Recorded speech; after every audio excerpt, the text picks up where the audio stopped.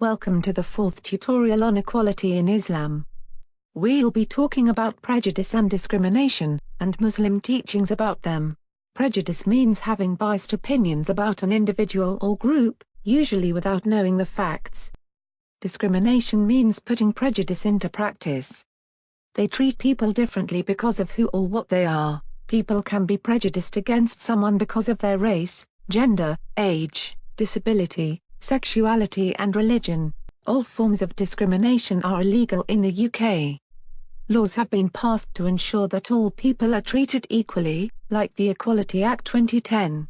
Islam means peace, and treating people equally is a way to achieve this. The Quran, Hadith and Sunnah all teach against prejudice and discrimination. Allah created people differently so they could get to know each other. Allah doesn't have a preferred type of person. The most special people to him are those who remember Allah the most and do what he wants, regardless of their race, age, gender or anything else. Can you think of any examples of Prophet Muhammad when he showed or discussed all people being equal? Prophet Muhammad is an excellent model for how Muslims should behave and treat others. When he was asked what is the best act in Islam, he said to help any person in need and be friendly to everyone. Prophet Muhammad paid his respects as a funeral procession went past.